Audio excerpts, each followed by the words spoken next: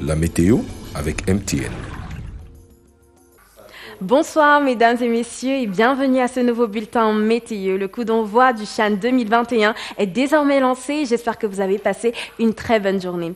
Heureusement pour nous, cette soirée jusqu'en début de matinée, c'est un temps calme qui dominera du nord au sud. Et côté température, malgré cette bouffée de chaleur que nous ressentons, elles seront plutôt basses et peu contrastées. En effet, la minimale est de 13 degrés attendue dans la Damawa pour cette soirée, pour une maximale de 24 degrés. Dans le littoral, nous avons par ailleurs 22 degrés dans la région du centre, également dans le sud-ouest.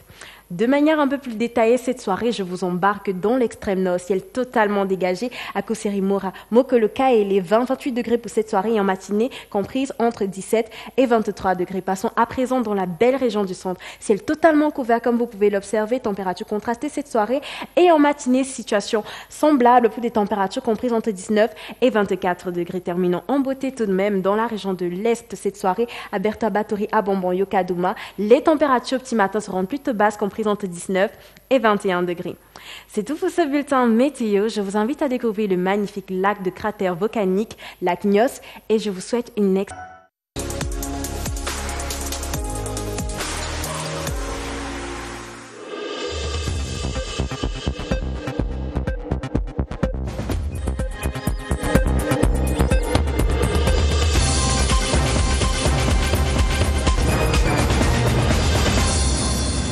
Madame, Monsieur, bonsoir, bienvenue au 20h30. Voici les titres du journal ce soir. Coup d'envoi effectif du championnat d'Afrique des Nations de football. Le tournoi continental a pris son envol cet après-midi au stade Omnisport de Yaoundé sous le regard du Premier ministre chef du gouvernement représentant le chef de l'État. Émotion, palpitation et concrétisation au rendez-vous du match d'ouverture du CHAN. Les Lions A' ont tenu en respect les guerriers du Zimbabwe. Score de la partie 1-0. C'était les titres du journal. Les détails, c'est tout de suite.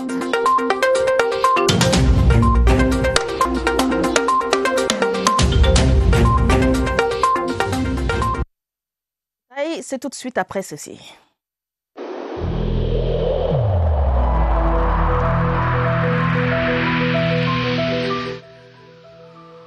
Malgré nos efforts, le Covid-19 a endeuillé de nombreuses familles et provoqué de graves difficultés dans le fonctionnement de notre économie et de notre société.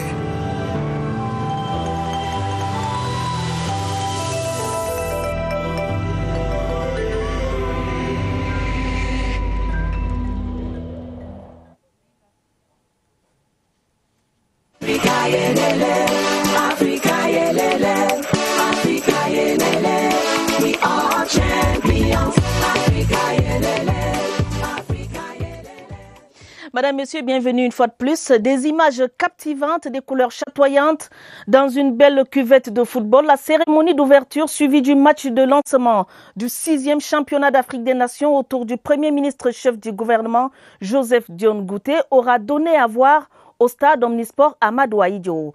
En présence de hautes personnalités du sport international et de la République, le représentant personnel du chef de l'État, Paul Biya, a déclaré ouvert le CHAN 2020. Laurentine Bekono. Yaoundé, stade Fandona, ce 16 janvier 2021, les jeux sont ouverts. Je déclare solennellement ouvert le CHAN Cameroun 2020.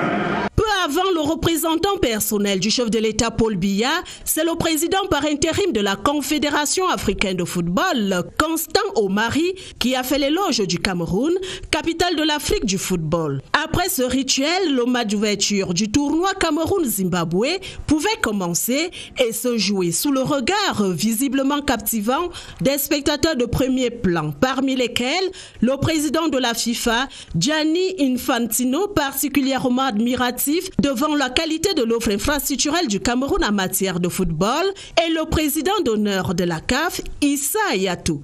Le public est resté médusé par ce spectacle haut en couleur offert par le Cameroun. Un kaléidoscope à prédominance noire et rouge, illuminé de bout en bout et traversé par des groupes d'expression culturelle qui jalonnent le Cameroun, Afrique en miniature. Cette phase du spectacle s'achève sur l'hymne du chant.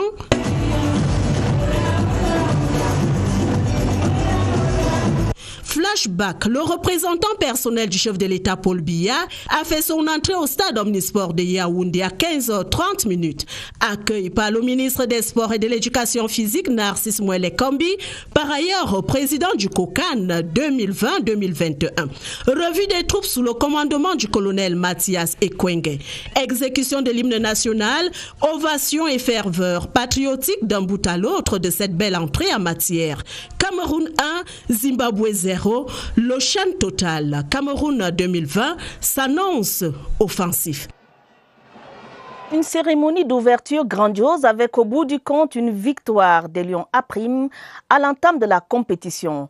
Du point de vue des représentations, le Cameroun laisse l'image d'un pays riche au plan culturel, fier de ses enfants qui savent faire chorus à des moments décisifs. Voici le regard de Séverin Alégambélé. Une belle combinaison de couleurs, assurément gagnante. Beaucoup d'adresses inventives dans l'ordonnancement de la cérémonie protocolaire d'ouverture du Chan Total Cameroun 2020. Une ferveur populaire digne d'un grand événement malgré le contexte de la maladie à coronavirus. Tout ce qu'il faut pour dire que le Cameroun a su garder son étiquette de pays à l'hospitalité légendaire. Il a su offrir un accueil digne d'intérêt à ses frères des pays africains, mus par la volonté de s'unir autour d'un idéal, le rassemblement, la communion des cœurs dans la diversité. Sur le plan des symboles, le chef de l'État du Cameroun est représenté au stade par le Premier ministre chef du gouvernement. L'instance dirigeante du football mondial honore les autorités camerounaises. En filigrane, on perçoit clairement la promotion des 5 valeurs identifiées dans le football, que sont le plaisir, le respect, l'engagement, la tolérance et la solidarité. Une cérémonie d'ouverture qui était très très belle, chaleureuse, qui a montré toutes les beautés de l'Afrique et nous fait voir et espérer qu'on puisse revenir vraiment à la normalité grâce au football. N'oublions pas que le football, c'est beaucoup plus qu'un jeu. C'est de l'espoir, c'est du sourire, c'est des valeurs. Et c'est important de garder la flamme du football toujours allumée. Et c'est ce qui s'est passé ici au Cameroun. De l'ouverture de ce Chan Total Cameroun 2020, on retient, en plus de la victoire de l'équipe des Lions A', l'image d'un pays debout. Un pays capable de se surpasser en habileté, capable de se défaire des clichés, des opinions défavorables en fonction des critères personnels ou d'apparence trompeuse.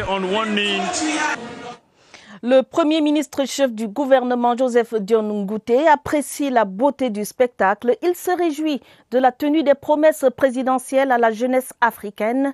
Le représentant personnel du chef de l'État à la cérémonie officielle d'ouverture du 6e championnat d'Afrique des Nations s'est prêté aux questions de la presse nationale et internationale. Propos recueillis par Laurentine Bekono. Je pense que c'est une fête qui commence très bien. Nous avons vu dans le stade toutes les mesures de distanciation sociale et autres qui ont été appliquées. Mais nous avons vu l'enthousiasme de la jeunesse, de tout le monde. Et je crois que cette belle fête commence très bien ici à Yaoundé. Et nous remercions le chef d'État d'avoir permis à ce que tout cela se passe comme il s'est passé cet après-midi. C'est donc parti jusqu'au 7 février 2021. Le Cameroun vient de faire étalage de ses atouts culturels à travers la cérémonie d'ouverture du championnat d'Afrique des Nations. Le stade Omnisport de Yaoundé, flambant neuf et paré aux couleurs de la compétition, a vu se déployer les 4 aires culturelles du Cameroun. Du chic pour un tournoi africain, de choc en terre camerounaise. L'Afrique en miniature. Témoin de l'événement, Joël Igor Abanda. Sur l'aire de jeu, des couleurs féeriques représentant les dirigeants du Cameroun. Au milieu, une étoile dorée et tout autour, des couleurs des équipes du Cameroun et du Zimbabwe. Première confrontation du championnat d'Afrique des Nations. Les spectateurs et autres téléspectateurs de la CRTV savourent alors les sonorités des médias du peuple camp. Des prestations scéniques qui illustrent la culture des 4 aires culturelles du Cameroun. Un spectacle grandeur nature. Une cérémonie d'ouverture du chant qui donne à voir au public du stade Omnisport de Yaoundé flambant neuf. Puis, des prestations scéniques des artistes musiciens camerounais. Stanley No, paré aux couleurs des Grassfield, enchante le public. Bien accompagné par les mouvements d'ensemble du danseur, puis l'hymne du chant. En live, l'auteur de l'hymne donne le ton de la compétition. Et c'est sur ces belles sonorités que Tara, la mascotte du championnat d'Afrique des Nations, fait son entrée. Une démonstration de talent, mais aussi des atouts culturels du Cameroun. Les feux d'artifice viennent relever la beauté du spectacle. Les rythmes traditionnels du Cameroun sont passés en revue à travers les chorégraphies bien orchestrées. La basmi, le meskin, le bikotsi et le makossa pour ne citer que cela. La cérémonie d'ouverture du Chan, plus qu'une porte d'entrée, s'est transformée en une démonstration de la diversité culturelle du Cameroun, l'Afrique en miniature. Belle entame du Cameroun en match d'ouverture ce samedi 16 janvier face au Zimbabwe, 1-0. De bout en bout, les Lions indomptables ont dominé les Warriors dans l'ensemble des 90 minutes qu'a duré la rencontre. Et à la 72e minute, le but de Salomon Banga a libéré tous les fans et supporters de la sélection camerounaise. Les temps forts de la rencontre avec Joseph Gweta Mandeng. C'est une fin de match satisfaisante pour la sélection camerounaise qui négocie une belle entrée dans ce championnat d'Afrique des Nations de football. L'attente a duré 72 minutes. Salomon Banga, le défenseur central des Lions à prime, se distingue dans ce match d'ouverture face au Zimbabwe. Un vrai opportuniste, il a su exploiter son unique occasion du match. Le Kadadouan, it is not over, that is a goal for Cameroon. Ladies and gentlemen, what a goal! Quand les Camerounais sont unis et solidaires, rien ne peut les arrêter. C'est une occasion qui a mis tout le monde d'accord. Tout a commencé en première période avec des assauts répétés de la sélection camerounaise. Toutes se sont soldées par des échecs. En face, les deux occasions zimbabwéennes ont été stoppées net par le keeper camerounais Achouké Rido qui a rassuré ses coéquipiers par la qualité de ses interventions. Cameroun 1, Zimbabwe 0. Une victoire rassurante pour la suite de la compétition. Au terme de cette rencontre, l'entraîneur des Lions A-Prime, Martin Tungu-Pile, se dit satisfait pour les 3 points glanés ce soir devant le Zimbabwe. En revanche, le sélectionneur des Warriors, Zdravik Logarussi, reconnaît que le Cameroun a été le plus fort. Voici la réaction de Martin Tungu-Pile, captée en conférence de presse par notre reporter Armand Ambassa. On a cherché ce but pendant très longtemps. On est arrivé dans la surface de réparation adverse plusieurs fois avec des occasions de but. Mais leur défense était toujours en place, leur gardien était en place. Je l'avais dit l'autre jour que le match allait être difficile parce que tous les matchs d'ouverture sont difficiles. Chacun part sur le même pied d'égalité. Mais je suis satisfait parce que nous avons pu avoir 3 points aujourd'hui. C'est toujours l'idéal de commencer ce genre de tournoi avec 3 points. Et en même temps, je félicite le Zimbabwe qui a eu un comportement très honorable. Le match Cameroun-Zimbabwe était très attendu par les fans des Lions A-Prime qui, à défaut d'être présents dans l'enceinte du stade Omnisport Amadou Ahidjo, l'ont vécu dans les buvettes et autres lieux de vie. Sûr de la victoire dès l'entame du match, la foi des supporters a pourtant été éprouvée à plusieurs reprises, mais le résultat est sauf. Le Cameroun est vainqueur. Le temps de la rencontre Cameroun-Zimbabwe, vécu dans un lieu chaud de la place, dans ce reportage de Robert Badjek. Moins de 10 000 places prévues pour les spectateurs au stade Omnisport Amadou Ahidjo. Pas de problème. Un bon nombre de Camerounais se sont rabattus dans les cafés et autres buvettes pour vivre la rencontre Cameroun-Zimbabwe en ouverture du CHAN 2020. On dit que le nombre de places est limité. Raison pour laquelle je suis au bar pour regarder le match. J'ai choisi le bar et je suis fier, je suis avec tous les frères. L'ambiance est même mieux au bar qu'au stade. Ils sont euphoriques et s'avancent dans des prédictions. Par centaines, ils sont comme hypnotisés par le petit écran. La flamme en eux est difficilement contenue et parfois, on observe quelques moments de frustration. Malgré l'arrivée tardive du but, c'est tout de même un beau moment de communion sous le drapeau vert ou jaune. Les rues et les carrefours habituellement noirs de monde de la ville de Douala étaient presque déserts en raison de la cérémonie d'ouverture du Chan. Devant leurs écrans, dans leurs maisons ou dans les bars, les habitants de la cité capitale économique ont vécu cette fête du football continental. Quelques instants de vie captés dans ce reportage à Douala de José Gaïtan Tchanga. Chez les Anzoga, les grands moments se célèbrent en famille. Le Chan en fait partie. La cérémonie d'ouverture de cette fête du football était alors attendue. Regarder la cérémonie d'ouverture à la maison, je pense que c'est plus confortable. Les tabous n'ont pas dérogé à la règle. Suzanne, supporter, est restée consacrée devant son petit écran. Elle salue le niveau d'organisation de la cérémonie inaugurale. Le stade était très beau, les couleurs très gaies, vraiment je suis tellement émue. Les différentes tribus, les régions étaient vraiment représentées. D'autres supporters par contre ont préféré les buvettes. Entre amis et autour d'un verre, on apprécie mieux l'événement. Au bar parce qu'effectivement avec les enfants à la maison c'est pas souvent la bonne ambiance, mais avec des amis on peut pouvoir se titiller sur des parts ou des fautes non sifflées par la bite et ça crée une bonne ambiance. À Douala, durant le Chan, les zones dédiées aux supporters ou fan zones n'ont pas été aménagées et homologuées pour éviter la propagation du coronavirus. Je signale que le deuxième match de ce championnat d'Afrique des Nations se joue en ce moment même sur la pelouse de Fandena. Le Mali affronte le Burkina Faso. C'est à regarder sur CRTV Sport et sur toutes les plateformes numériques de la CRTV. Première fête populaire internationale de football de l'ère Covid. Le 6e championnat d'Afrique des Nations a pris son envol dans les gradins ainsi qu'aux alentours des stades Chan. Il va falloir s'habituer à une forme d'ambiance distancée et bien masquée. Notre caméra a capté quelques images. Voici le reportage de Déby Kembe.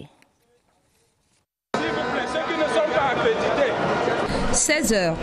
Voici à quoi ressemble la tribune presse, 1 heure avant le match Cameroun-Zimbabwe.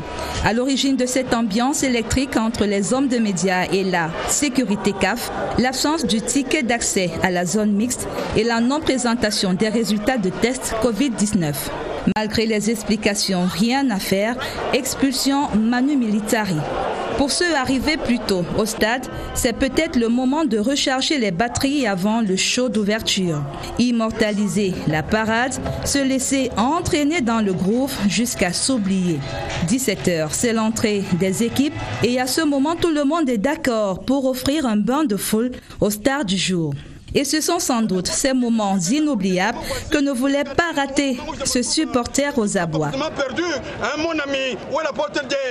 L'attente était longue dans les rangs, un concours de patience où il fallait des forces et des bénédictions du pape des supporters. 17h20, le réajustement des masques et la désinfection des mains arrivent à point pour protéger tout le monde de ce virus sournois qui rôde.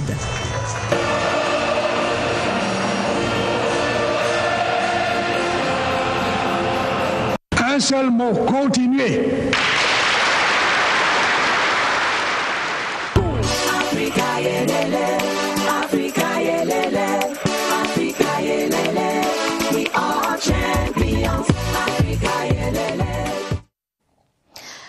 D'autres volets de l'actualité pour dire que les réactions des nombreux lecteurs du magazine Le Temps des Opportunités, publié par le cabinet civil de la présidence de la République, ne se sont pas fait attendre.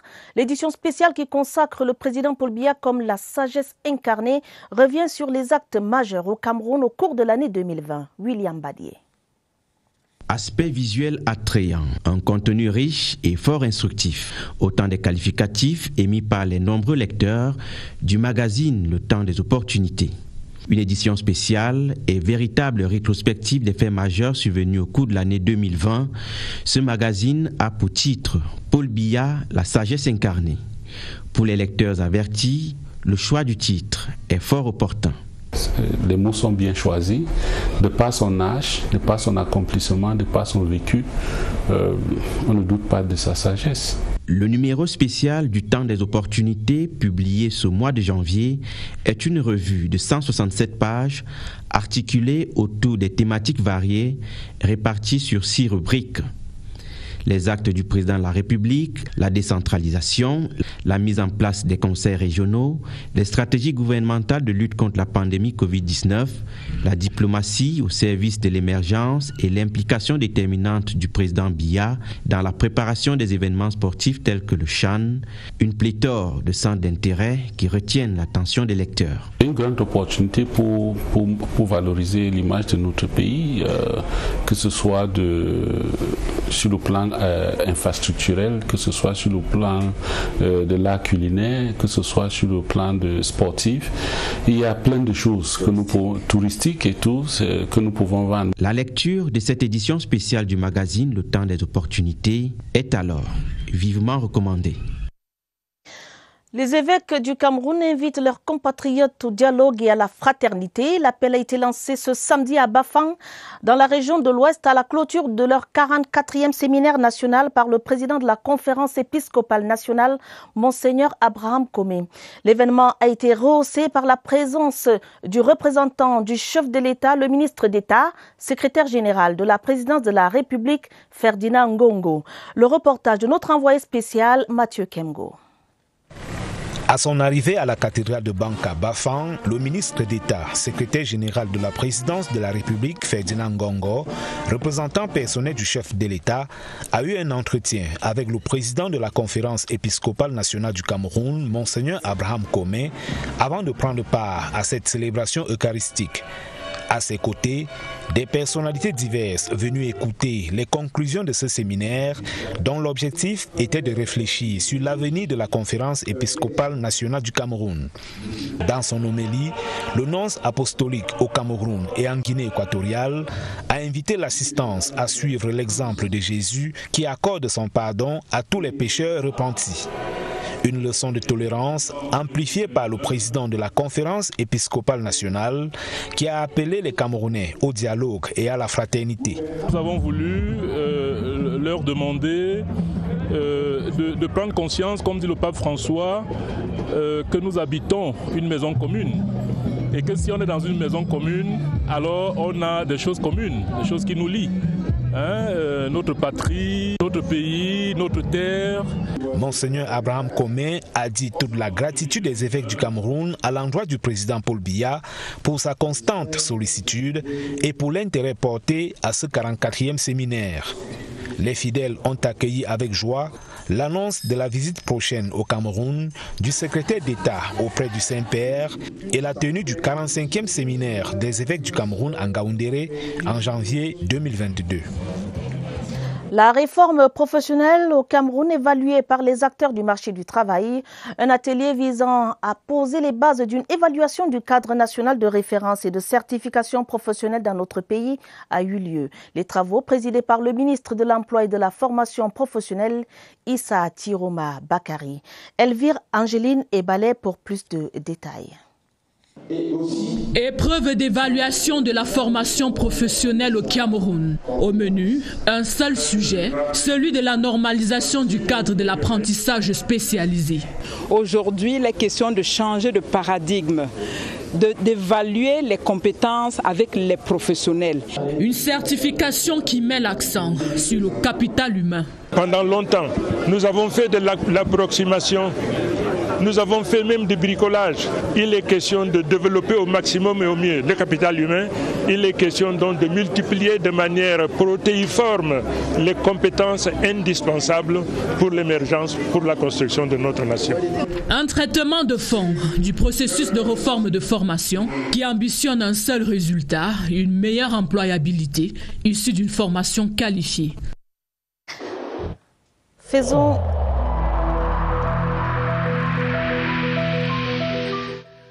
Je vous exhorte de nouveau à porter vos masques, à vous laver régulièrement les mains et à faire appel à un médecin ou à tout autre personnel de santé au cas où des symptômes apparaissent. C'est le seul moyen de préserver les vies et de freiner la propagation du virus.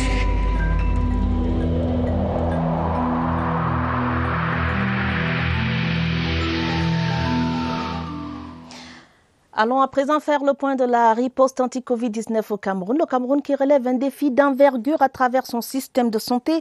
Allons retrouver Évariste Yenga et son invité, le docteur Sonfak Pamela.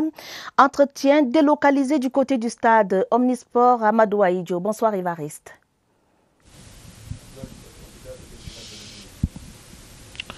Bonsoir. Le Cameroun et son système de santé qui rentre dans l'histoire. Première fois qu'une compétition de football continental majeure est organisée sous l'ère Covid-19 avec admission des spectateurs dans les gradins malgré la jauge de 25%. Il y a ces protocoles sanitaires qui accompagnent la compétition. 25% de spectateurs admis dans les gradins. Comment cela fonctionne? Voyons-le avec le docteur Sonfak Pamela de l'unité Covid du centre 2020. Bonsoir docteur. Bonsoir Évariste. Merci d'avoir accepté notre invitation. Quelles sont les mesures sanitaires dans un stade de football dans ce contexte actuel? Dans un contexte actuel, merci Évariste pour la question très pertinente. Nous insistons sur le respect des mesures barrières pour tout le monde, les joueurs, les officiels, les spectateurs, les volontaires. Et nous entendons par mesures barrières le port systématique du masque durant toute la durée des matchs, le lavage régulier des mains, que ce soit dans un point d'eau, parce qu'il y en aura dans tous les stades, ou alors à l'aide d'un gel d'eau alcoolique. Et enfin, le respect d'un mètre de distanciation entre deux personnes. Nous insistons également sur l'interdiction d'approcher les joueurs et les staffs officiels, parce qu'il faudrait savoir que la réglementation en vigueur est très stricte. Si nous voulons que nos idoles jouent, ils doivent être négatifs. Donc il ne faudrait pas prendre le risque de les contaminer. Et enfin, pour les spectateurs, il est important d'avoir une maîtrise de soi dans les temps chauds du match, c'est-à-dire pendant la célébration des matchs, pendant les contestations des mesures d'arbitrage. Il est important de garder une maîtrise de soi. Et il faudrait savoir que toute personne qui est admise sur la main courante, c'est-à-dire en zone 1 et 2, doit avoir sur elle son test de moins de 48 heures. Et on a remarqué qu'il y a quand même une unité qui s'occupe aussi des tests tout à côté. À quoi ça sert finalement? Oui, il y a une unité tout à côté. Il y en a dans la ville également. Ils servent à tester les gens, premièrement. Tous ceux qui veulent aller au stade, c'est prudent de se faire tester également. Ceux qui sont positifs peuvent être pris en charge dans les centres de prise en charge. Merci à vous, docteur Sonfak Pamela. C'est donc un modèle qu'elle a tracé. Il est applicable non seulement dans le site de compétition du stade Amadou Ahidjo de Yaoundé, il est également pour le cas de Bipanda à Douala, Djapoma et puis Bouya, Limbe. Et il faut dire que cette prise en charge, elle est totalement gratuite. Merci Évariste Yenga, merci également à votre invité. Merci surtout d'avoir répondu présent ce soir. La problématique des accidents de la circulation routière était au centre d'une concertation entre le ministre des Transports et les promoteurs de compagnies privées de transport routier interurbain. Les parties prenantes ont passé au peigne fin les causes des hécatombes sur les axes routiers. D'un commun accord, ils se sont engagés à améliorer le cadre de travail des conducteurs et la mise en place d'un système automatique de limitation des vitesses. Alvin Giselze. Il faut impérativement revoir les techniques de combat contre les accidents de la circulation routière. Le mal est profond et l'impact économique est perceptible. La réflexion est engagée. Le ministre des Transports et les promoteurs de compagnies privées de transport routier interurbain en ont parlé au cours de cette rencontre. Beaucoup des accidents de circulation qu'on a eu ces derniers temps, c'est souvent entre 2h et 3h du matin. Tout chose qui interpelle ces compagnies, la méthode de gestion de ces conducteurs, le repos des conducteurs, l'état de santé des conducteurs qui conduisent pendant cette période de la nuit. Parmi les manquements relevés, la surcharge à travers l'augmentation du nombre de sièges et le non-respect du code de la route. On a provoqué les problèmes de CMPS. Vraiment, c'est beaucoup de problèmes. Payer les chauffeurs CMPS, il faut vraiment qu'on revoie les prix des transports. Autre facteur aggravant, le transport de nuit. Ce mode de transport sera désormais encadré. On va voir les heures qu'on doit arrêter le voyage de nuit. En cours de route, pour que les chauffeurs reprennent une autre heure. Les accidents de la circulation ont un coût humain et économique. Il faut renverser la tendance. Le ministre de la Fonction publique et de la réforme administrative a présidé par visioconférence la conférence annuelle des services centraux et déconcentrés. Thème des assises, digitalisation des procédures administratives au MINFOPRA, un moyen d'action dans un contexte sanitaire critique de Covid-19. Cathy Toulouelanga. L'un des leviers stratégiques pour l'amélioration du service public, c'est la digitalisation et la dématérialisation des services. En 2020, des démarches ont été entreprises à la fonction publique dans ce sens. Des avancées irréversibles selon Joseph Lé. Malgré la crise sanitaire, il faut rendre service aux usagers. Pour cela, il faut réfléchir. Il faut voir qu'est-ce qu'on peut faire pour que le service ne soit pas interrompu. Et pour ça, nous comptons sur la digitalisation. Cette session d'échange était donc le lieu de rappeler les mesures prises dans le cadre des actions en adéquation avec la dynamique de proximité, l'ouverture d'un standard téléphonique pour renseigner les usagers, la création d'une boîte mail professionnelle, les inscriptions au concours en ligne ou encore l'introduction des visioconférences pour les épreuves en ligne. À côté de ces assises, il y a eu inauguration des nouvelles infrastructures pour accueillir les usagers, mais également pour améliorer les conditions de travail des employés. Le trafic de nouveau-nés a été démantelé par des éléments de la compagnie de gendarmerie de Yaoundé 3. Le promoteur de ce commerce répugnant ainsi que les jeunes mères porteuses et la revendeuse de bébés ont été arrêtés et présentés à la presse. Les détails avec Pierre Evimbe. Vous voyez des bébés. Leur génitrice, elle, voit une source d'enrichissement facile. Le trafic de nourrissons a un réseau qui passe sur le marché via Internet. C'est une agence de mères porteuses que j'avais en ligne. J'ai eu aussi un autre contact avec une autre fille sur Douala qui a toujours une agence de mères porteuses en ligne sur Facebook, qui m'a dit qu'elle aussi, elle a des cas de filles qui sont enceintes et qui ne veulent pas garder. Sur un appel en détresse d'un individu ayant constaté la disparition d'une proche qui était à terme, les éléments de la compagnie de gendarmerie de Yaoundé 3 vont mettre sur pied un stratagème imparable qui va les conduire à l'arrestation du promoteur de ce business atypique. Dans la foulée de l'opération, nous avons pu interpeller le promoteur proprement dit, 2 vendeuses d'enfants et 2 acheteuses, ainsi que la berceuse qui avait été recrutée. Les 4 nourrissons, dont les âges oscillaient entre 1 jour et 6 mois, ont été mis à disposition de la Fondation Chantal Biya pour leur prise en charge. L'acheteuse, une ressortissante du Congo, s'était acquittée de tous les frais et s'apprêtait à repartir avec les enfants. Même si on peut penser que ces filles étaient nécessiteuses et ne pouvaient pas prendre soin des enfants. Il y a eu des transactions de fortes sommes d'argent et je pense que c'est une activité qui demeure punissable.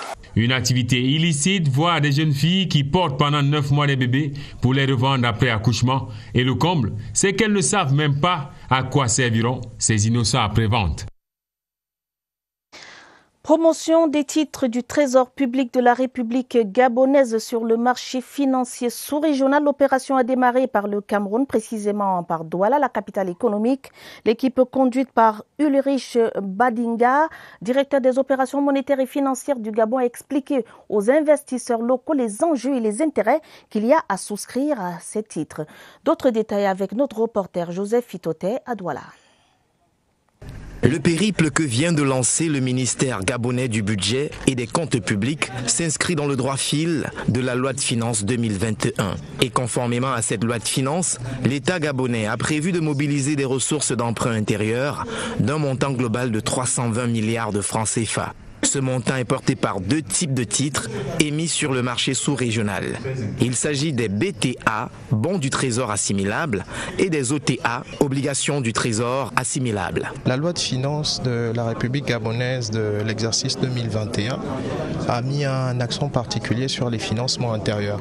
Contrairement aux lois de finances précédentes, où l'essentiel de nos financements est axé sur le financement extérieur, le gouvernement a fait le choix de prioriser, de faire confiance au marché intérieur. Donc les enjeux sont particulièrement importants puisque c'est la principale source de financement pour l'année 2021. Présent à cette opération de charme, Salao, gestionnaire de la cellule de conservation et de règlement de titres à la BEAC, qui a rassuré quant à la cote des titres du Trésor public gabonais. Le niveau d'endettement du pays est raisonnable, de quoi mettre en confiance les investisseurs. Très content de l'exercice que le Gabon a effectué parce que ça apporte de la confiance qui est nécessaire à haute développement du marché. Notre rôle aujourd'hui est de transmettre à nos épargnants en leur disant faites confiance à votre marché régional. Aussi un dernier point qui est très important, c'est la présence de la BEAC qui est là en tant que garant pour apporter toutes les garanties et toute la sécurité que les investisseurs recherchent. Le choix du Cameroun pour l'entame de cette opération d'envergure n'est pas anodin. L'essentiel de notre réseau de spécialistes en valeur du trésor est concentré dans l'État du Cameroun. Ce sont les banques camerounaises. Donc il était parfaitement judicieux de venir ici, de commencer notre étape non pas à Libreville mais ici sur la place du Cameroun en raison de la densité de son réseau. Au cours de la rencontre de Douala, le calendrier des émissions de titres pour cet exercice 2021 a été présenté aux investisseurs qui savent désormais à quoi. À retenir du journal qui s'achève, coup d'envoi effectif pour le championnat d'Afrique des Nations de football. Le tournoi continental a démarré cet après-midi au stade Omnisport Amadou Ahidjo de Yaoundé sous le regard du Premier ministre chef du gouvernement représentant le chef de l'État. Les matchs, les Lions A' ont tenu en respect les guerriers du Zimbabwe. Score de la partie 1-0. Bravo aux Lions indomptables A', une fois de plus. Fin du journal, préparé avec la collaboration de Mirabel Tala, Mariam Mazo, Rosine Manga et Salomé Tsama Oona. Prochain rendez-vous avec l'information sur cette antenne minuit. Madame, Monsieur, votre fidélité nous honore. Bonne soirée à tous.